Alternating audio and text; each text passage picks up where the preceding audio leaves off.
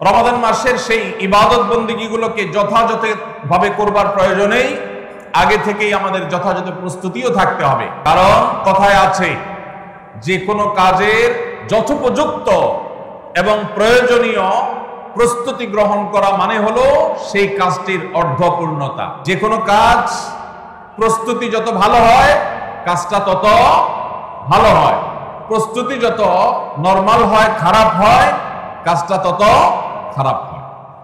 এই জন্য আমরা রমাদান মাসকে যদি অর্থবহ এবং আমাদের লাইফ চেঞ্জিং ইবাদতের মৌসুম হিসাবে, সিজন হিসাবে গ্রহণ করতে চাই, তাহলে এখন থেকে তার জন্য আমাদের সুনির্দিষ্ট প্ল্যান, পরিকল্পনা থাকতে হবে, প্রস্তুতি থাকতে হবে। আল্লাহ রাব্বুল আলামিন আমাদের সবাইকে সেই তৌফিক দান করুন। এই যে রমাদান আসছে আর কয়দিন পর, কারা কারা এই রমাদানকে সবচেয়ে সুন্দরভাবে ব্যবহার করতে চান একটু হাত তোলেন। আল্লাহ রাব্বুল আলামিন আমাদের সবার হাতগুলো কবুল আর মঞ্জুর করুন, বলুন আমিন। আল্লাহ আমাদেরকে রমাদানকে সর্বোচ্চ ভালোভাবে ব্যবহার করার তৌফিক দান করুন।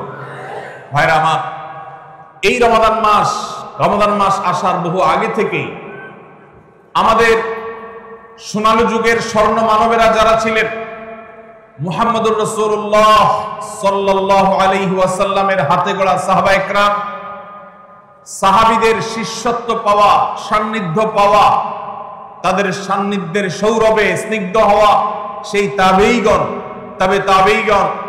তারা রমাদানের যথেষ্ট আগে থেকে সুনির্দিষ্ট প্ল্যান প্রোগ্রাম করে প্রস্তুতি গ্রহণ করতেন। একজন প্রখ্যাত তাবেঈ আছেন, সাহাবীদের শিষ্যত্ব পেয়েছেন, এরকম একজন তাবেঈ আছেন যার নাম ছিল মুআল্লা ইবনে ইয়াজিদ।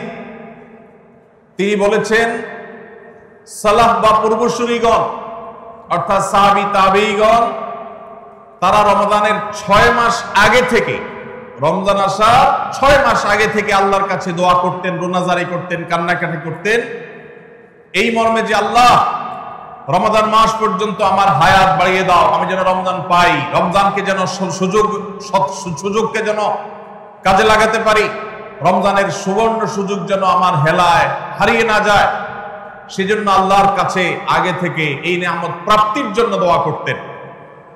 আর রমজানের পরে বাকি যে 6 মাস, এই 6 মাস তারা দোয়া করতেন, আল্লাহ রমজানে যে সমস্ত আমল ইবাদত, যে সমস্ত নেকামল বন্দেগী আপনি করার তৌফিক দিয়েছেন, সেগুলো যেন আপনি মেহেরবানি করে কবুল এবং মঞ্জুর করেন, অ্যাকসেপ্ট করেন, আপনি যেন সেগুলোকে গ্রহণ করে নেন, সেজন্য 6 মাস তারা দোয়া করতেন। তাহলে দেখা গেল সালাফে সালেহিন তাদের কাছে রমাদান এত গুরুত্বপূর্ণ ছিল যে রমজানের আগের 6 মাস এবং পরের 6 মাস রমজান ভাবনায় তারা সবসময় ডুবন্ত ছিলেন, নিমজ্জিত ছিলেন, এর মধ্যেই তারা সবসময় মগ্ন থাকতেন।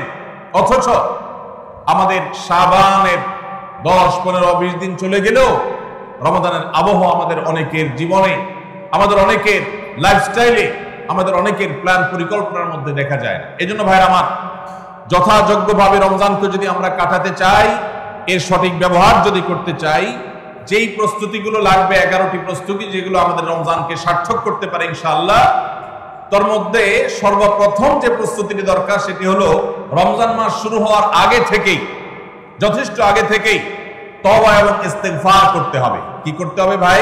তওবা ইস্তেগফার কেন করবেন? তওবা ইস্তেগফার তো সারা বছরের রুটিন আমল। রমাদানকে কেন্দ্র করে রমজান মাসকে যদি আপনি সঠিকভাবে ব্যবহার করতে চান, তাহলে কেন আপনাকে তওবা ইস্তেগফার করতে হবে? কারণ হলো তওবা এবং ইস্তেগফার এর মাধ্যমে আমরা আল্লাহর রহমতের উপযুক্ত হব। আস-সুন্নাহ ফাউন্ডেশন, উম্মার স্বার্থে, সুন্নাহর সাথে।